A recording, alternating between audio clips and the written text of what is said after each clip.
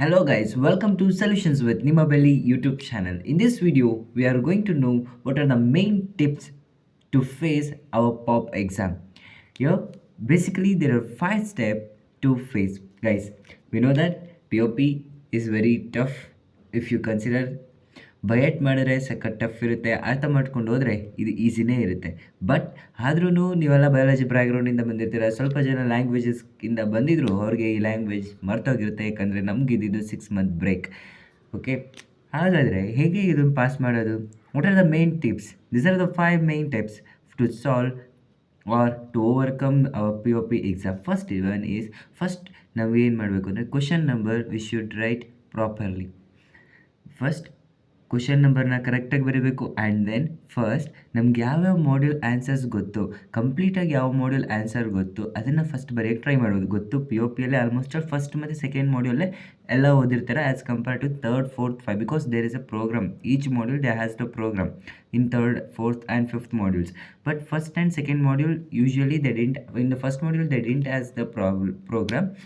In second module they ask basic programs. Okay, so first you write down the module which you know very well. Okay, after that second is how to answer for 10 marks questions, or how to answer the questions is first you know this. ಬೇಕಂದರೆ ಸುಮಾರು ಜನಕ್ಕೆ concept ಗೊತ್ತಿರುತ್ತೆ, ಏನು ಬರೀಬೇಕು ಅಂತ ಗೊತ್ತಿರಲ್ಲ, ಹೇಗೆ ಬರೀಬೇಕು ಅಂತ ಗೊತ್ತಿರಲ್ಲ. ಕಂಪ್ಲೀಟ್ ಕ್ವಶನ್ಸ್ ಓದ್ದೆ ಅಂತೆ ಅರ್ಧಂಬರ್ಧ ಬರೆದ್ಬಿಟ್ಟು ಬಂದಿರೋರು ಎಷ್ಟು ಜನ ಇದ್ದಾರೆ. First read the questions properly, ಆಯಿತಾ? ಫಸ್ಟ್ ನಾವೇನು ಮಾಡಬೇಕು, ಕ್ವಶನ್ಸ್ನ ಕ್ಲೀನಾಗಿ ರೀಡ್ ಮಾಡಬೇಕು. ಕಾಲ್ ಬೈ ವ್ಯಾಲ್ಯೂ ಕೇಳಿದಾರೆ, ಕಾಲ್ ಬೈ ರೆಫರೆನ್ಸ್ ಕೇಳಿದ್ದಾರೆ, ಏನು ಕ್ವಶನ್ಸ್ ಆಪರೇಟರ್ಸ್ ಕೊಟ್ಟಿದ್ದಾರೆ, ಎಕ್ಸ್ಪ್ರೆಷನ್ಸ್ ಕೇಳಿದ್ದಾರೆ, ಏನು ಕೇಳಿದ್ದಾರೆ, based on that we need to.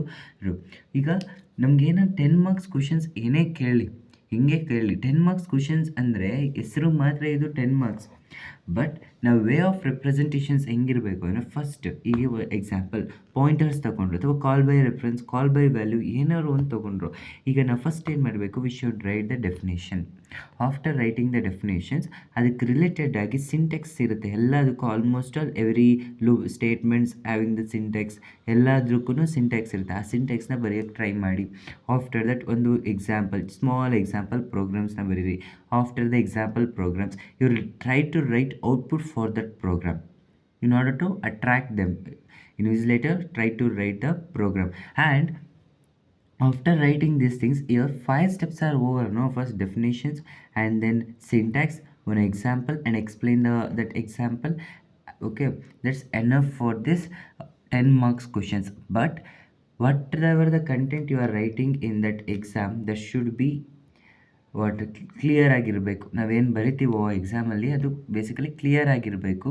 ಅಂದರೆ ಹೆಂಗೆ ಜಾಸ್ತಿ ಬರೀ ಥಿಯರಿ ಪಾರ್ಟ್ ಇರೋದು ಆ ಥರ ಎಲ್ಲ, ಎಷ್ಟು ಬೇಕು ಅಷ್ಟು ಕ್ಲೀನಾಗಿ ಬರೆದು way of representation is important. ನಾವು ಫಸ್ಟು ಯಾವುದೋ ಒಂದು ಎಕ್ಸಾಮ್ ಬಂದ್ರೂ ಫಸ್ಟ್ ನಾವು ಕ್ವಶನ್ ಬಂದಾಗ ನಾವು ಫಸ್ಟ್ ಆ ಡೆಫಿನೇಷನ್ ಬರೀಬೇಕು, ಅದು ಸಿಂಟ್ಯಾಕ್ಸ್ ಬರೀಬೇಕು. After that we need to write the example and then ಒಂದು ಸಿಂಪಲ್ ಎಕ್ಸಾಂಪಲ್ ಯಾವುದಕ್ಕೆ ಆದರೂ, call by value, call by reference and ಯಾವುದೇ ತೊಗೊಂಡ್ರು ಒಂದು ಎಕ್ಸಾಂಪಲ್, ಪಾಯಿಂಟರ್ಸ್ ಆಗ್ಬೋದು, ಸ್ಟ್ರಿಂಗ್ಸ್ ಆಗ್ಬೋದು, ಎಲ್ಲದಕ್ಕೂ ನಾವೇನು ಮಾಡಬೇಕು, ಒಂದು ಎಕ್ಸಾಂಪಲ್ ಕೊಡ್ತಾ ಹೋಗಬೇಕು. ಆ್ಯಂಡ್ ಅನದರ್ ಒನ್, ನೀವು ಪ್ರೋಗ್ರಾಮ್ ಬಂದಾಗ ನಿಮ್ಗೆ ಏನೂ ಗೊತ್ತಿಲ್ಲ, ಪ್ರೋಗ್ರಾಮಲ್ಲಿ ಅಟ್ಲೀಸ್ಟ್ ಏನೂ ಗೊತ್ತಿಲ್ಲ ಬಯಟ್ ಮಾಡ್ಕೊಂಡು ಬರೀತಿದ್ದೀರ, ಇಟ್ಸ್ ಓಕೆ ಫೈನ್. ಆದರೆ ಮಿಸ್ಟೇಕ್ ಮಾಡ್ತೀರ, ಅಫ್ಕೋರ್ಸ್ ಪ್ರೋಗ್ರಾಮ್ ಎಲ್ಲ ಬಯಟ್ ಮಾಡ್ಕೊಂಡು ಹೋದಾಗ ಇದು ಮಿಸ್ಟೇಕ್ ಆಗುತ್ತೆ.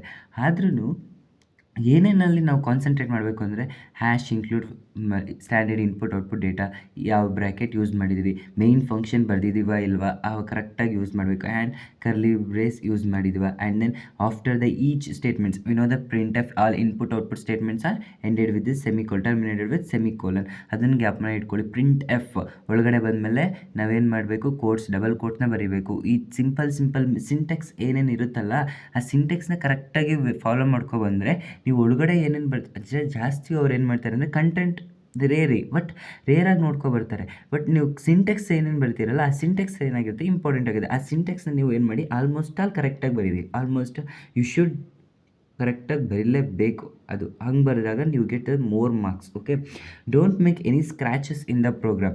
ನಿಮ್ಗೆ ಏನು ಪ್ರೋಗ್ರಾಮ್ ಕೊಟ್ಟಿರ್ತಾರೋ ಆ ಪ್ರೋಗ್ರಾಮಲ್ಲಿ ಆಲ್ಮೋಸ್ಟ್ ಆಲ್ ಸ್ಕ್ರ್ಯಾಚ್ ಮಾಡೋದನ್ನ, ಅದೇನೋ ಒಂದು ಚಿಟ್ ಮಾಡಿ ತಪ್ಪಾಯಿತು ಅಂದರೆ ಜಸ್ಟ್ ಲೈಟ್ ಲೈನ್ ಎಳೆದ್ಬಿಟ್ಟು ನೆಕ್ಸ್ಟ್ ಬರೀತಾ ಹೋಗಿ. ಬಿಕಾಸ್ ಸ್ಕ್ರ್ಯಾಚ್ ಮಾಡಿದಾಗ ದಟ್ ಈಸ್ ಓವರ್ ರೈಟಿಂಗ್ ಅಂತ ಥರ ಕಾಣಿಸುತ್ತೆ. ಆಗ ಅವರು ಮಾರ್ಕ್ಸ್ ಕಮ್ಮಿ ಮಾಡೋ ಚಾನ್ಸಸ್ ಇರ್ತದೆ, ಏನೂ ಗೊತ್ತಿಲ್ಲ ಅನ್ನೋ ಥರದ್ದು ಬರುತ್ತೆ. ಆದರೆ ಸ್ಕ್ರ್ಯಾಚ್ ಮಾಡೋದೆಲ್ಲ ಇಟ್ಕೊಬೇಡಿ, ಕ್ಲೀನಾಗಿ ಬರಿತಾ ಬನ್ನಿ. ಆ್ಯಂಡ್ ಪಾಸ್ ಆಗಬೇಕು ಈ ಮಾಡ್ಯೂಲ್, ಅಂದರೆ ಈ ಪಿ ಒ ಪಿನ ಪಾಸ್ ಆಗಬೇಕು. ಏನೂ ಓದಿಲ್ಲ ಅಂದ್ರೂ still you have 3 days of time. Read at least 3 modules, important questions of another 2 modules. That's enough to pass POP exam. And lab program. Along with the lab program, you should read some of the program which are asked in previous year papers. I already mentioned those things in a previous video. Check it out and read the lab program. Lab programs, if they has the some of the questions, ಅಂದರೆ ನಿಮಗೆ ಎಕ್ಸಾಂಪಲ್ಗೆ ನಿಮಗೆ ಬರೆಯೋಕ್ಕೆ ಯಾವುದು ಹೊಸ program ಗೊತ್ತಿಲ್ಲ ಅಂದರೆ lab ಪ್ರೋಗ್ರಾಮ್ನೇ ಬರಿತಾ ಬನ್ನಿ, ಹಾಗೆ ಇನ್ನೂ ಈಸಿ ಆಗುತ್ತೆ. ಫಾರ್ ಎಕ್ಸಾಂಪಲ್, ನಿಮಗೆ ಸ್ಟ್ರಿಂಗ್ಸ್ ಪಾಯಿಂಟರ್ಸ್ ಕೇಳ್ತು ಅಂದಾಗ ಸ್ಟೂಡೆಂಟ್ ನಮ್ಮ US ಏನಿದೆಯಲ್ಲ ಅದನ್ನು ಬರೀರಿ. ಸ್ಟ್ರಕ್ಚರ್ಸ್ ಕೇಳಿದ್ರು ಎಕ್ಸಾಂಪಲ್ ಜೊತೆ ಬರೀಬೇಕು ಅಂದಾಗ ಲಾಸ್ಟ್ ಸ್ಟ್ರಕ್ಚರ್ಸ್ದು ಲ್ಯಾಬ್ ಪ್ರೋಗ್ರಾಮ್ ಇದೆಯಲ್ಲ ಅದನ್ನೇ ಬರೀರಿ. ಆಗ ನಿಮ್ಗೆ ಎರಡನ್ನೂ ಓದೋಕ್ಕಾಗಲಿಲ್ಲ ಅಂದರೆ ಅಟ್ಲೀಸ್ಟ್ ಒಂದು ಓದಿರೋದನ್ನ 2 ಕಡೆ ಅಪ್ಲೈ ಮಾಡ್ಬೋದಲ್ವಾ. ಆ ಥರ ಮಾಡಿದ್ರು ದೆ ಗಿವ್ ಮಾರ್ಕ್ಸ್. ಓಕೆ, ಇದಿಷ್ಟನ್ನು ಓದ್ಕೊಳ್ಳಿ. ಆ್ಯಂಡ್ ನಮಗೆ ಜಾಸ್ತಿ ಚಿಟ್ಟು ಮಾಡೋಕ್ಕೆ ಹೋಗಬೇಡಿ, ಅಂದರೆ ಫುಲ್ಲು ಎಲ್ಲ ಗಲೀಜು ಥರ ಆನ್ಸರ್ ಶೀಟ್ನ ಇಟ್ಕೊಳ್ಳೋದು ಅದೆಲ್ಲ ಬರಿಬೇಡಿ. ಇದಿಷ್ಟು ನೋಡಿಕೊಂಡು POP ಎಕ್ಸಾಮ್ ಬೇಸಿಕಲಿ ಈಸಿ ಇರುತ್ತೆ. ಆಲ್ಮೋಸ್ಟ್ ಆಲ್ ನಿಮಗೆ ಬ್ರೇಕ್ ಇರೋದ್ರಿಂದ ನೀವು ಚೆನ್ನಾಗೇ ಓದಿರ್ತೀರ. ಅಫ್ಕೋರ್ಸ್ ಏನು ಓದಿಲ್ಲ ಅಂದ್ರೂ ಇಲ್ಲಿಂದ 3 days ಇದೆ. You should learn all the at least 3 modules to pass this exam. All the best to your exam. If you have any doubt, comment anything about our videos or our channel in the comment box. Thank you.